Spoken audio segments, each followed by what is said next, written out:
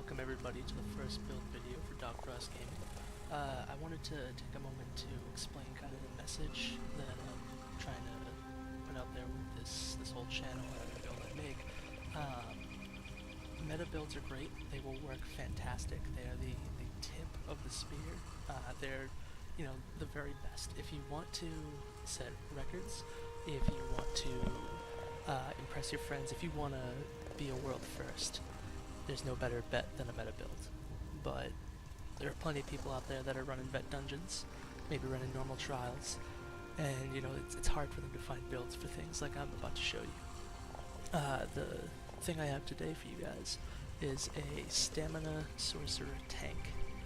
Now, it actually has everything a DK does with some minor adjustments, with one exception being the battle roar passive, and you can work around that. I'm here to show you how. So first things first, race. You can see I'm an Argonian. It's not a really important thing. I do like Argonians because it does help make up for the loss of the battle war passive, where you're gonna have a substantial amount of resources coming in. For Argonians, you'll notice that they have the resourceful passive, which not only increases their max magicka, which is nice, but when you drink a potion you restore 4.6 thousand health, magicka, and stamina. That's big. If you add that onto something like, say, these Essence of Health potions I've made that restore just about 10,000 health, 7,500 stam, and 7,500 mag, you're looking at just about 12,000 resources every 45 seconds. That's pretty good. It'll help you block, it'll help you maintain more expensive heals, it'll help you in general with a lot of your resource issues. The other thing that you're going to notice is the gear. I went with 5 pieces ebon, that's why you see the floating red balls around me. This is important because it's going to make you a lot tankier, it's going to give you 2 max health and a healing taken. It's also going to make your whole group tankier. And this is going to be the theme of this build, and many of the tank builds you'll see me make is group support. In ESO, the big thing for tanks is that you want a lot of group support. You want to assist your allies, because I hate to put it this way, but you can brain dead block through a bunch of different damage. There are of course scenarios where, like the warrior in Vet HRC, or trying to do Hoff, there are situations where you will be tested with your survivability, but for the most part, especially if you're talking about, dungeons, it's overkill to stack things like Reinforced, it's overkill to stack things like Plague Doctor, except in certain situations where you're taking a ton of incoming damage, and those will be things that you'll, be alerted to most likely before you run with a group.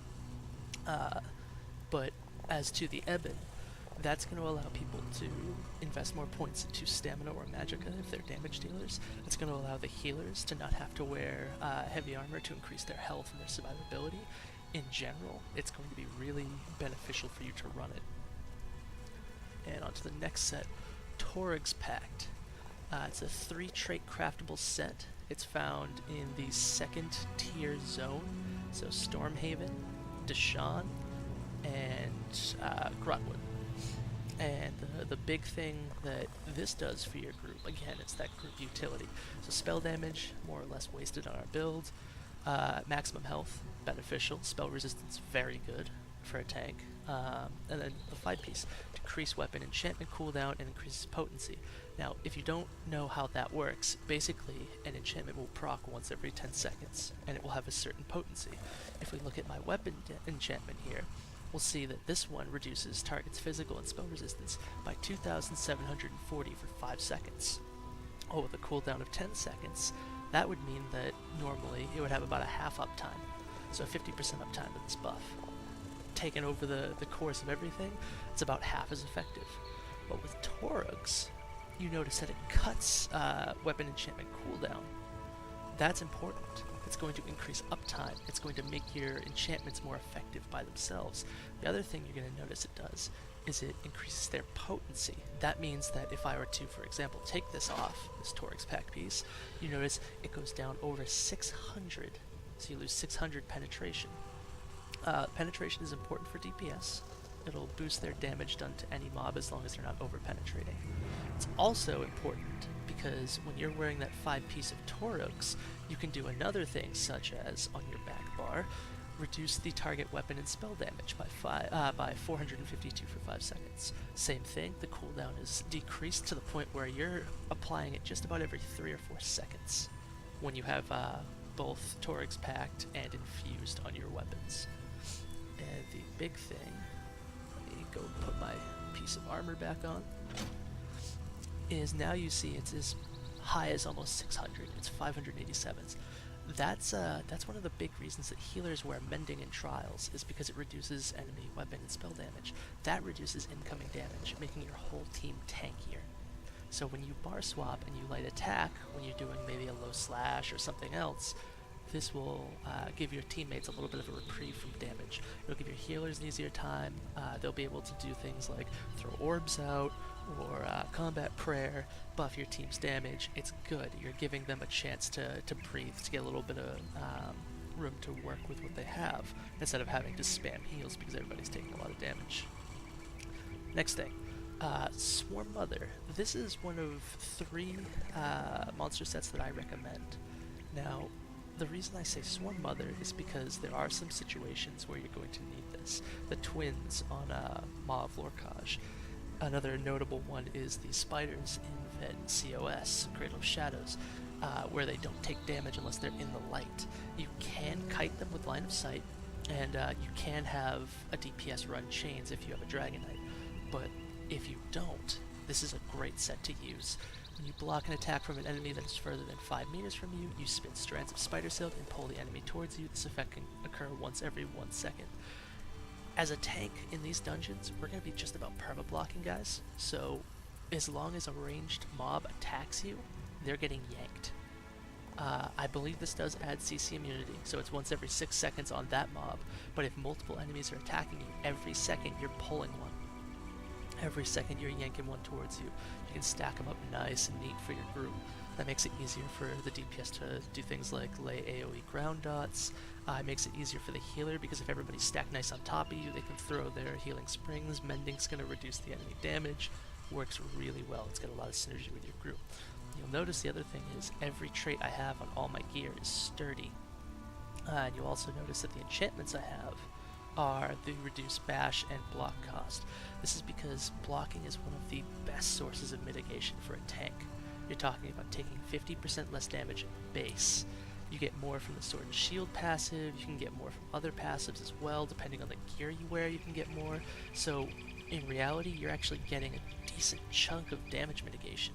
In fact, I believe Templars and Dragonites even have class passives that are meant for this. So you'll take less and less damage as you block. That means that you want to have block up as much as you can. Less time spent healing you means more time for the healer to be doing damage, throwing support skills out, or generally heavy attacking to get resources back.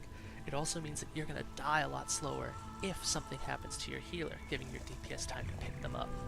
It's really important. So another big thing is gear alts. If you're still looking for group support, but you maybe want to be a little bit more selfish, because as you see, our resistances are a little low, that is unbuffed, you might want to switch to something like Lord Warden.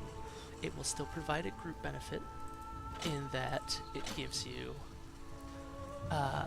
your entire team within 8 meters of you about 3,800 spell resistance and physical resistance. That's a decent amount. I think it's something like 6% less damage taken, so that's a pretty good chunk of damage taken off. It's also going to give you 3,000 of each resistance just for wearing it. You can see that my resistances went up by quite a bit. And if I pop my ability here, you'll see I get even higher resistances. And once Lord Warden procs, even if it were only 3,000, you're above spell cap, which means you're at the maximum spell resistance that is factored into an enemy attack, and you're very close with physical. You'd be about 31 or so at physical, which is really close. That's only I think 2,000 away from the cap. So this setup will make you very, very tanky, very survivable.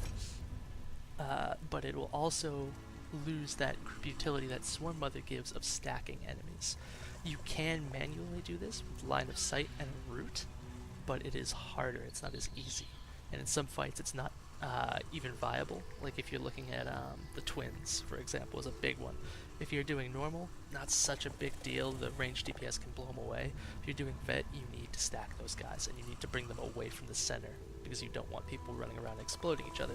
Same thing vet Crypt of Shadows, or Cradle of Shadows, excuse me. The big thing is you need to bring those spiders out of the darkness so they can actually take damage. Otherwise, you know, you're going to be in there for a few hours. So there are situations where you will want Swarm Mothers. If you don't need it, let's say you're going into Asylum Sanctorum. If you're running in there, you will not need Swarm Mother. So you can really just run whatever you like. Warden Dusk will give you a lot of group utility. There's something more selfish if you're going to be away from your teammates. Perfect example of that situation is Etherean Archive. In Vet on the Mage, you're going to be tanking axes. They're going to be hitting you hard. You're going to be making sure they're held down. And in that case, you want to go with even more self-sustain, more selfish sets, because your Torugs isn't going to be helping anyone. Nobody's hitting the axes, they're hitting the mage. Your Ebon might still come in handy if you don't have somebody else running it. I don't think you would ever really have it in AA, but there are other situations where you'll have maybe the off tank on Lord Page, or in other content you might have 2 people playing tank. If you have this, like Sanctum Ophidia, last boss where they're pulling the Lamia away because they'll kill the entire group. If you have that and the off tank is running Ebon, you can run something more selfish like Plague Doctor. Plague Doctor, let me see if I have it here.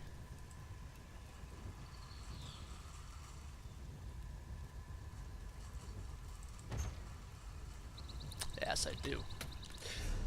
Plague Doctor is going to give you an insane survivability increase. You can see it gives health healing taken, just like Ebon, but then also gives 3,861 health at purple.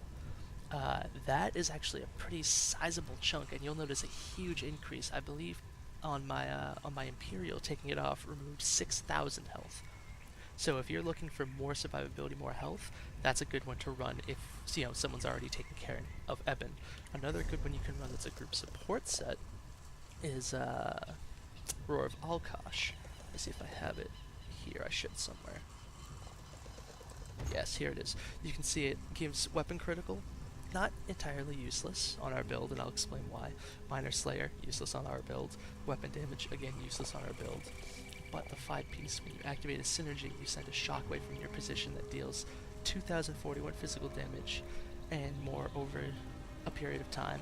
That's not the best, that's not the worst, but here's the big one, guys. Reduces the physical and spell resistance of the enemy hit by 2905 for 10 seconds, which means if you're being properly fed shards or other synergies like Liquid Lightning, if a DK is running Talons, if a Warding's using the Budding Seeds and you can pop that, you're going to be reducing enemy armor by a substantial amount. If you added that to Torugs, which you can because jewelry for Roar of Allocation and weapons are good, you can really get their resistances tiny. Then DPS can put things into weapon damage, weapon crit, spell damage, spell crit, critical damage instead of trying to build penetration, which is a huge DPS increase for them. So you're going to help them do a lot more damage. I would recommend, if you're going this route of using Allocation to try and farm the jewelry and the weapons, a really, really long haul you're in for there. You can use 2 pieces of armor and 3 jewelry. I would not recommend doing more than that, because after you lose your 5 pieces of armor, or of heavy armor, you're starting to really dip into not just your resistances, but also a lot of the passives.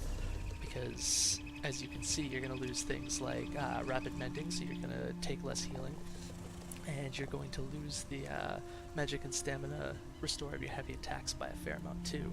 Each piece is going to remove max health, each piece is going to lower the rank of your constitution, which is important for sustaining and blocking, and each piece is going to lower your overall resistances.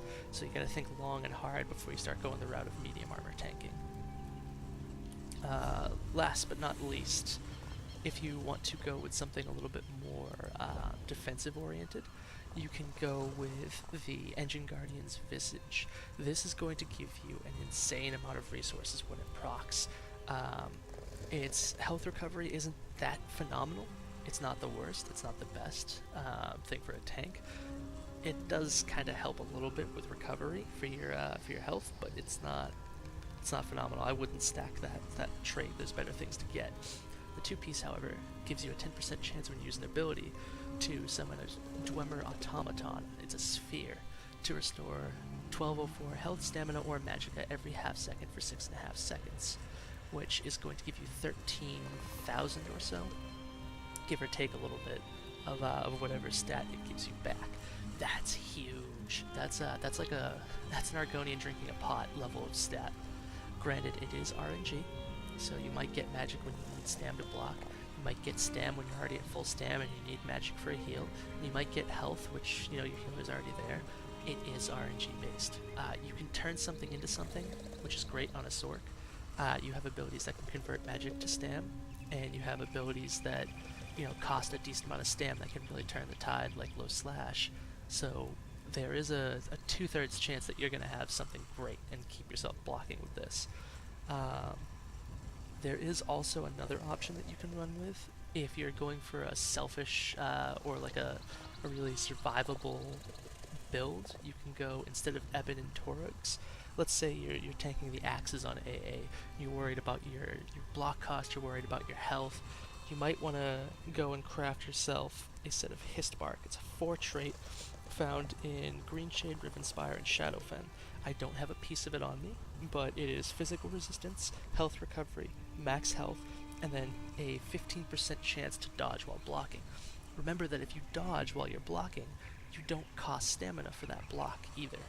So when you have those 4 axes on you, if they all attack in 1 second, there's a 60% chance you're going to dodge one of those attacks, 60% chance that you're going to not take stamina from one of those attacks, you're not going to take health damage from one of those attacks.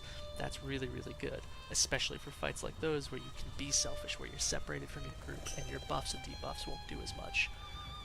That, Plague Doctor, and Lord Warden would be my setup for AA, because it gives you a decent amount of sustain, gives you a high amount of survivability, and where you're away from the group, your support sets won't matter as much. You might want to switch out Plague Doctor for Eben if you don't have someone else running it, which in AA you probably wouldn't. So you can switch out the Plague Doctor for Eben, and you still get a decent amount of survivability. Next up, skills. You might have heard him and seen him a little bit. One of the key cornerstones of this build is the Unstable Clan Fear. Now, it's kind of weird. You don't really see this ability often, except for people who are soloing. There's a huge checklist for tanks that they need. You really, really, really need something that buffs your armor. We have that. It's pretty simple. Everybody knows that Sorcs have that ability. You need an ability that restores stamina. We have that as well in Dark Deal, and that's situational. I will share with you how to best use that ability. You need something that shreds armor. We have that in Pierce Armor. So Major Fracture, Major Breach, those are really great buffs to give your stamina and magic a DPS. You also need, and this is important here, something that slows or roots enemies, which we have. We have Case, which was morphed to Restraining Prism.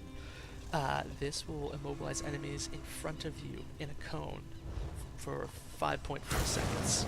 And as you see, those little roots will come out and hold him there. When those roots go away, you can also see that he's snared. That's that little swirly at the bottom of his feet. That will last for, I believe it's 9 seconds. No, 6. So you'll see that those enemies that you get, and it is an AoE, will be rooted in place, very similar to a DK's Talons or a Warden's Gripping Shards. They're beneficial for you because they're going to stack everything up nice and tight, giving you a chance to run in and puncture. It's also very beneficial for your group. They can lay down group AoEs and all that, so that's phenomenal if you can do that. Next things next. You'll notice that we have the standard taunt on our bar. We have a range taunt on our back bar. And if we were to, for example, get into a fight where we needed to reduce enemy attack damage with minor maim, or if we need to generate a lot of ultimate, Heroic Slash is a staple for tanks. More ultimate means more Warhorn. More Warhorn means more group damage and more group survivability. Warhorn you'll need to go to PvP for, but it's nothing special. I think it's rank 4, so it doesn't take that much AP to get there. You'll see it grants max magic, max stam, and max health by 10% for 30 seconds. That actually does increase damage for those whole 30 seconds. You also gain major force, increasing your critical damage done by 15% for a little under 10 seconds. That's also big for DPS. That'll increase their DPS by a lot. Good Warhorn uptime is the difference between a time run and a run that gets forgotten. So I put these skills where they're most comfortable for me. You may use something different. This spot is a flex spot. I use Critical Surge. You gain a decent amount of healing if you crit, and where we're dipping into both different physical and spell resistance, or physical and spell damage, we're going to crit a little bit more often. I think it's about 22% for both I have. Yeah. So once in every 5 hits I'm going to heal myself pretty good. And that also counts every single hit. So if I have my lightning form up, you see that those hits right there, those count. Light attacks count. So I can get 2 in a single second. If I start animation canceling, 3 in a second. You'll also notice that let me get my ultimate up. Warhorn, where it increases your maximum stats, is going to bring us up to about 43,000 health, 25.7 stamina, and 18.7 magicka. That's going to give us actually a really, really good amount of stats. I like to have a little bit of magicka. You'll see that I put enchantments on my chest and I believe my legs as well for magicka, because it's really useful. The self-heal you need from the Clan Fear, which is based on your maximum health, really critical for a tank to have that kind of thing. That's actually pretty expensive, almost 7,000 magicka. And you can see I can only cast it maybe 3 times in a rough situation, but in those 3 times I've restored, I believe on live, my health restores something like 16,000 non-crit. To demonstrate that, let's see what we get.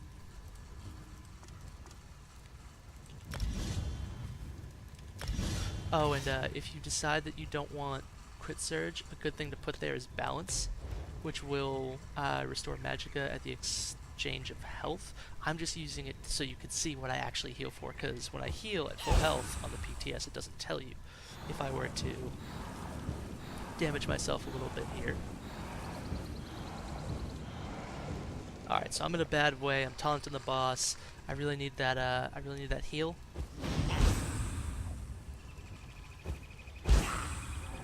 You can see it did quite a bit there. Let me do that again.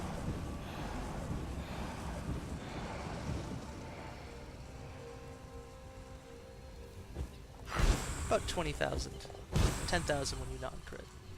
Oh no, it was only 10,000 because I only had that much health left to regain.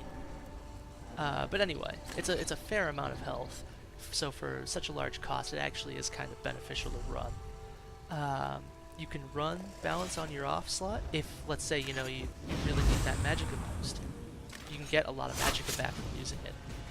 The only thing I would recommend caution is it does have healing and damage shield strength.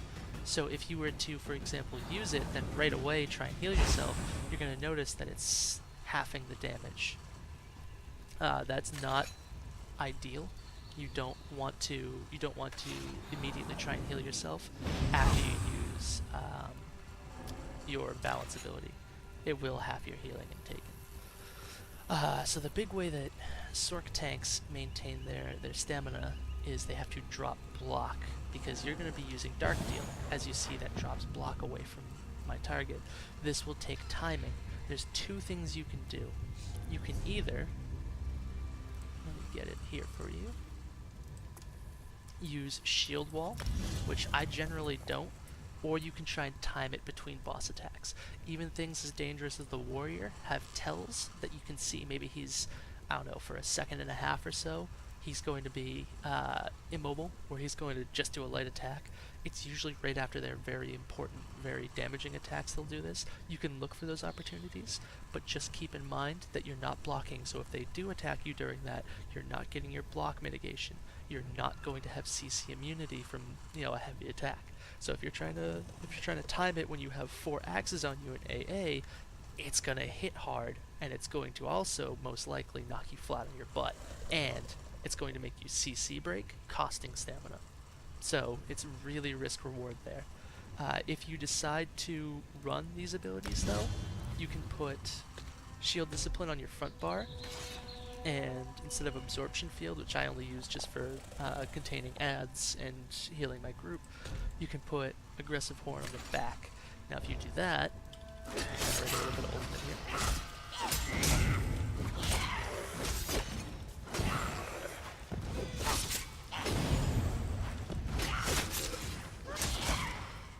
If you were to, say, use your Sword and Shield ability on the front bar, you can get 3 or 4 of these casts in on it.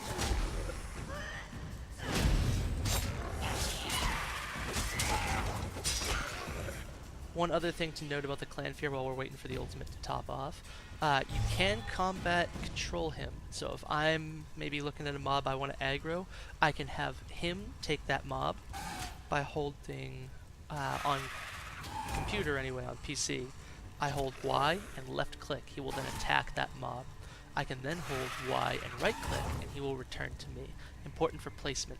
If your Clan Fear is near you, he's going to be getting healing. If he's not, he's not, and then it risks dying and not giving you that critical heal when you need it. So, let's say, I'm getting a little bit of damage taken, and maybe I've used a fair amount of stamina. Blocking this dude right here, right? If you're really running low and your group already has Warhorn taken care of, or if you're in a situation like in AA where you have a little bit of time away and you need to worry about surviving first and foremost, the 2 big things you can do is to pop a potion, which let me show you here. So I'm completely out of stam, right? Anything would drop my block. Let's run myself out of Magicka as well.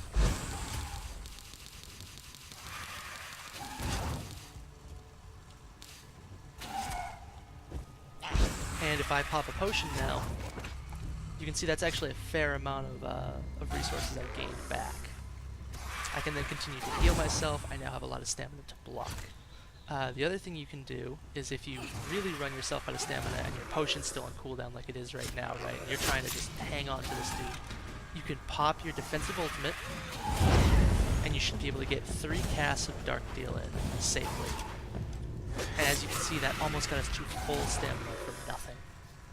It's a very, very powerful move. So that can be a full reset for the fight. Not to mention that while you're dark dealing like that, you're also gaining back, I think it's 9,000 health each cast.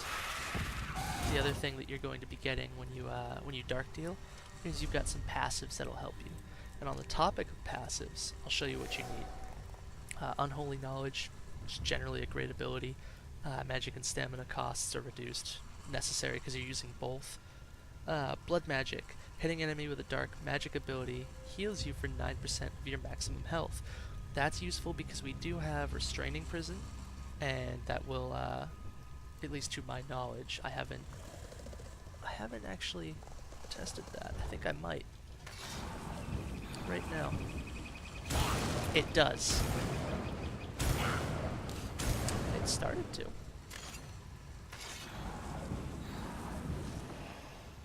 It does. Good. If it immobilizes the enemy, it'll give you a chunk of your health back. It's weird. It looks like it's bugged almost. Because it does do it sometimes, and then other times it doesn't. Very strange. Anyway. Increase the duration of your dark magic abilities. Helpful because it'll keep Restraining Prison up longer. Exploitation. This one's kind of nice, actually. A dark magic ability grants minor prophecy to you and your group. That's not just useful for your magic and DPS, in which they're getting more critical chance. It's also very useful for you, because your critical, if you're using Surge, actually helps. If you're using Balance, maybe not so much, but it will also help your Clan Fear heal. So that's actually really beneficial for you. Dark Deal can't crit, so you're kind of SOL on that one. to Daedric Summoning. The only skill I really use on this is Summon Unstable Clan Fear.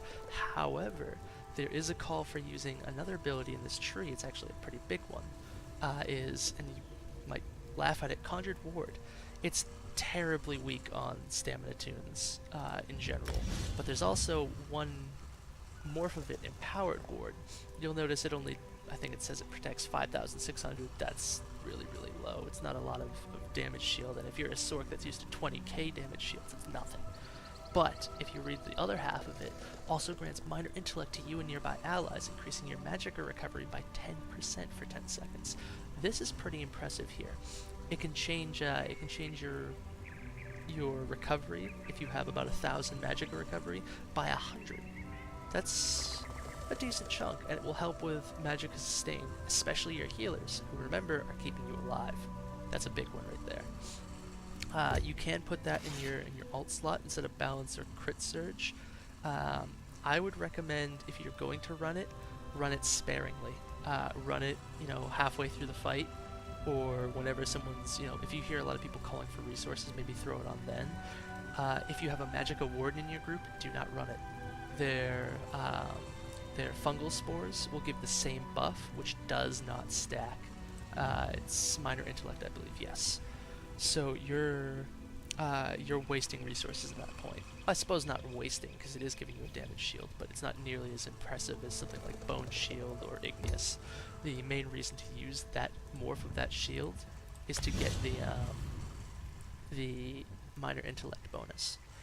You could use Bound Armor, but it's a double slot, meaning you're taking up 2 slots, and where we already have a summoning ability slotted, a lot of these passives are already covered, so it's not quite the best thing you could put on there. Rebate restores Magicka when your Daedric pet is killed or unsummoned. It's kind of a great one, because if your pet does die, it at least gives you a little bit of Magicka, so you get a little bit of utility out of their death. It makes it easier to recast them as well. Power Stone reduces ultimate cost, phenomenal for a tank.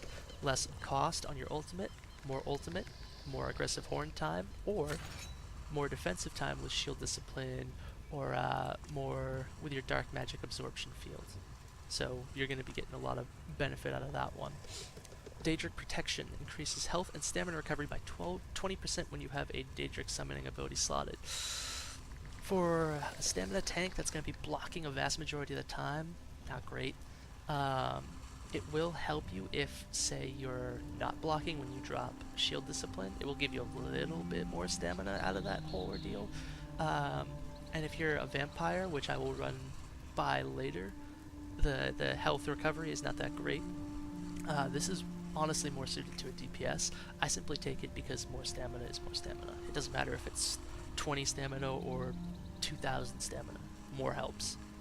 And last but not least, Expert Summoner increases your max health by 8% while you have a Daedric summoning pet active.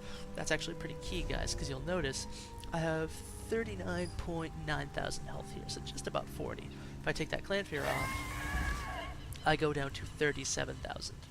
So it's about a 2,400 increase for this tune. That's nothing to sneeze at, and if you lose it in combat, you probably will feel it. That's why it's important to get him back ASAP. Him or her. Next, Storm Calling. A big one in here is Boundless Storm.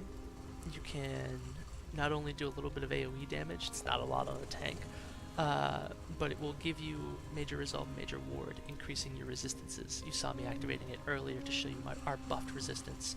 That's a pretty key ability for most tanks to have, and where this one is so visually distinct, it's really, really easy to see when you need it. So I pop it. You can see I don't need it because I'm, a giant ball of blue lightning. Also makes it a little bit harder to see your tank sometimes in raids, especially if you have maybe a Magicka DPS using it. The best bet is to put the crown on your tank, so that way if they call for shards, you can get it really quick to them. And you can see when it runs out, it pops me back into the physical form, so I know to throw it back on. It's actually pretty beneficial. Critical Surge, again, is that flex spot on your back. It's decent. It increases weapon damage, which we don't really care that much about. It also, when you critically strike, gives you health. It's a decent heal. I'm not gonna lie, it's a very decent self-heal. Nothing exceptional, but when it does proc, it procs for a decent amount, and where you're in heavy armor and your healing taken is already going to be great, it's actually a pretty sizable chunk. You can mess around with Bolt Escape if you're going to use it. It's like an AoE stun, so if you charge into a group of adds, it'll stun them all and lock them down. Stunned adds take more damage from things like dual wield or the exploiter passive, I believe, in the champion tree. So you can increase damage done there, but one, it also works with immobilized, which we already have on our bar and is more useful, and two, casting this more than once is a fair amount of magicka drain, so I would personally much rather use restraining.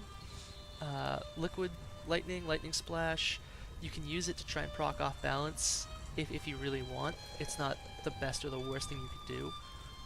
It's not going to do much damage at all, but it also activates a synergy, so you can have allies get a little bit of stamina and magicka back if they have their Undaunted leveled. So maybe you might consider running that.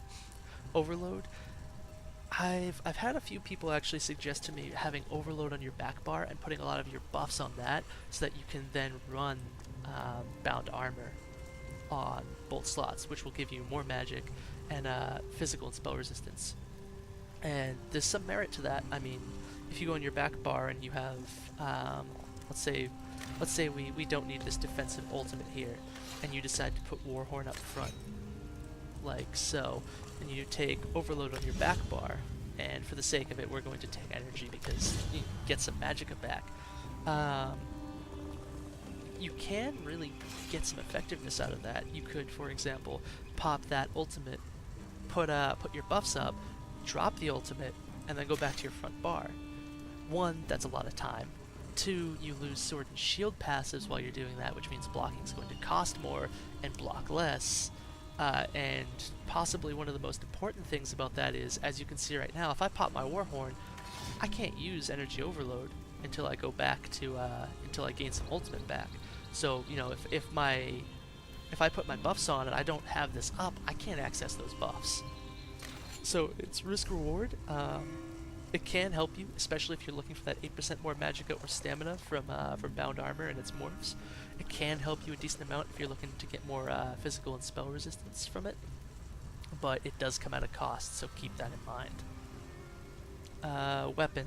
The only weapon abilities and passives I have are from One-Handed Shield. The ultimate is really great defensive ult. It'll keep you CC immune, and it will block automatically for you. It also, the one I take is Discipline, and the reason I take it is, once I've popped that, I can taunt an unlimited amount of time. Well, 7, because it's only 7 seconds long and the GCD is still in place. But you can taunt for free. You can use Absorb Magic for free, which is really only there for us to get that block cost reduced. But if you are talking about a situation where you're taking a lot of incoming spell damage, Rakat's Minigun, you might consider activating this. Yeah, it's a substantial stamina drain, but it's also going to heal you for a decent amount of your max health. Can be beneficial as well. Pierce Armor, bread and butter, it's a taunt, it lowers enemy armor, fantastic for you and your group. Heroic Slash, it's going to reduce movement speed on trash mobs, which is helpful. It's not the absolute best thing you could do. You could be using Restraining Prison, which is better, but it also gives minor maim, reducing enemy damage by 15%, which applies to bosses. Less damage outgoing means less damage your healers have to deal with, less your DPS have to worry about healing themselves, more damage outgoing overall. Absorb Magic, again, is mainly just for you to run by the cost. You can see it reduces the cost of blocking and increases the amount you can block by 8%. It's beneficial for you if you're trying to block a lot. I don't really use Shield Charge or Power Bash. Power Bash I could think of really specific, super niche uses for, like Bogdan in Vet Elden Hollow 2, where if you're doing the hard mode, he heals. You can slot that on, and one of the morphs does Defile. So if you were to use, for example, Reverb, you can reduce their healing and health recovery by 30%. Super niche. this is the kind of thing you'll use maybe once in a blue moon. Shield charge. I have used it in the past every so often when there's an enemy that will jump around. It's really nice for you to get to them, especially if they're a boss and you can't normally pull them in with chains or Swarm Mother. Perfect example of that is the second boss in Cradle of Shadows. She'll teleport around, and if you don't interrupt her, it's pretty much a group wipe. She's going to throw a giant heavy attack at everybody in the room. So you can find some use out of this. It would be more beneficial for you to run anything else on a lot of fights, but there are of course some fights that you can use that on. Armor, you're going to want any passive if you're using light and heavy. You're going to want any passive that you can take that will not require you to wear 5 for light and medium. Dexterity, it's not quite the best thing in the world, but the important thing for us is that if we're using Critical Surge, which I tend to do, it ups weapon critical. It's just more of a chance to give you a heal from Surge, so it does help for our build specifically. Stamina recovery, analogous to the recovery and evocation passives. It's going to reduce the cost. It's going to increase your regeneration. Both of those are pretty good. Spell warding is increasing your spell resistance. Again, pretty nice. Improved sneak, I just took it. It's not going to help you in combat at all. It's, I don't want to say worthless, but I can't think of an actual application for our tank build. A single one.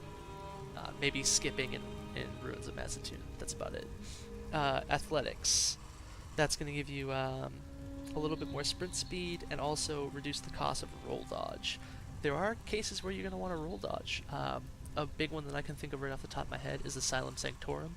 When the last boss uses his Steam Breath, roll dodge is actually a pretty effective way to get out of that and make sure you don't get melted 3 seconds flat. Heavy armor, take everything. Armor is great. Health recovery is not the best, but you also get the Magicka and Stamina when you get hit. It's pretty nice for sustaining block, and it's also really good for making sure your buffs are still going. Max health, always useful. Magicka and Stamina, your heavy attacks gain, great, especially if you can pop that defensive ult. If you have the Sword and Shield ult on your front bar or on your back bar, and you pop that, your heavy attacks during that phase, if you don't have the Magicka for Dark Deal, is really fantastic to have that back up. The other big thing that you might consider doing is you might consider going with Vampire. So werewolves, unless you slot their ultimate, don't get anything, and even what they do get is stamina regen. As a tank, not the best thing you could do. Vampire, however, have certain passives that will reduce your damage taken when you're at low health, really beneficial.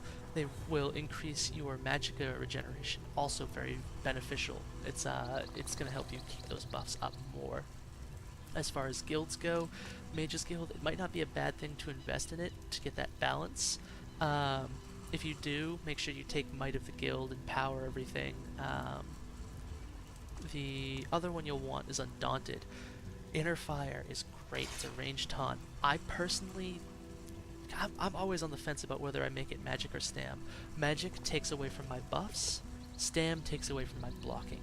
And if I'm in a real tight spot, it's easier to get stamina back than Magicka, but it's also more crucial for my survival to get stamina back than Magicka, so usually I leave it Magicka.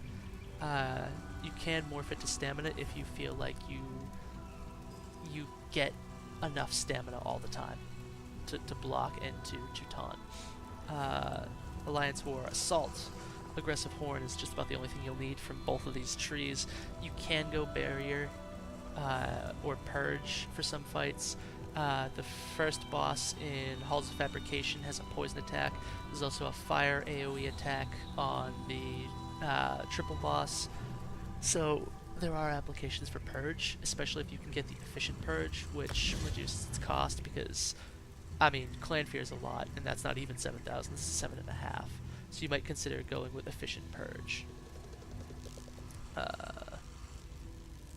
Which would be a little bit easier to deal with. You got that 4.7k instead of 7.5. That's a pretty substantial decrease in cost.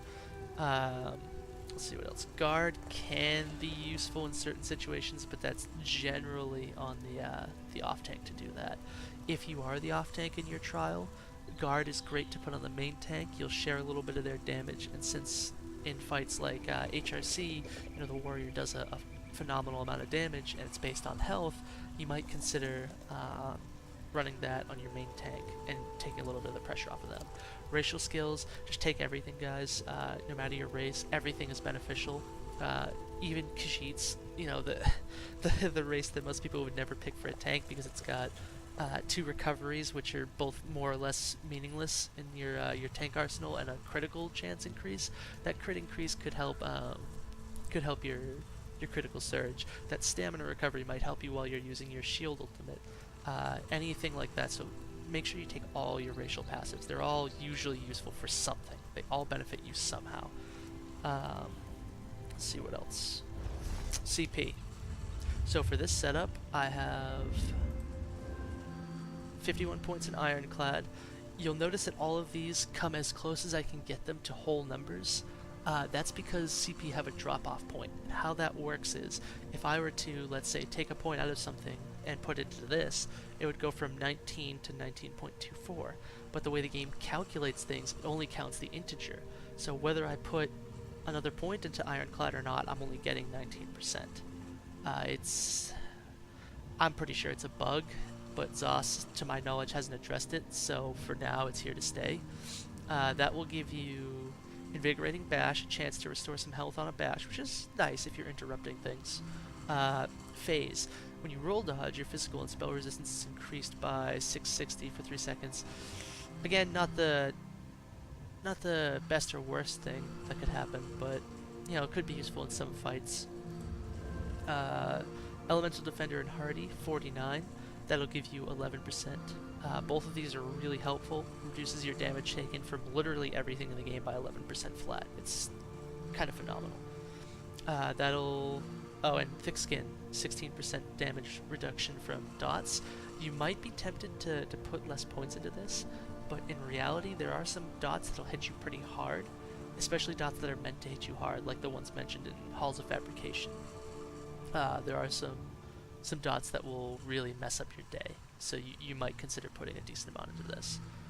That'll give you spell absorption, so once you take any kind of magic or oblivion damage equal to 30% or more of your max health, you can restore a decent amount of magicka. It's good if you're getting really focused. It's a little bit harder for a tank though to get that 30% value. You really have to take something hard hitting in order to get that, but it does restore magicka.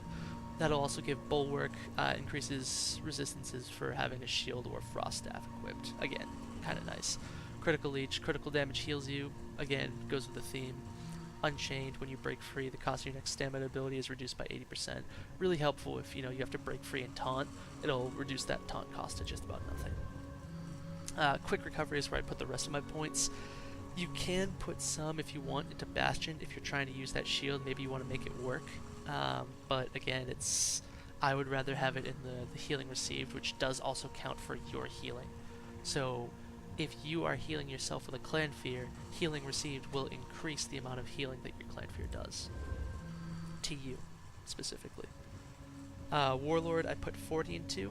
Break free happens a lot. I can think of one right off the top of my head is Mauve Lorcage, last boss Rakat. He will do a teleport that even if you're blocking will stun you, and if you don't CC break, he gets a free heavy attack on your face. Hurts. Use the break free there and you'll be fine, but the cost is obnoxious, so it's easier to get that cost reduction here.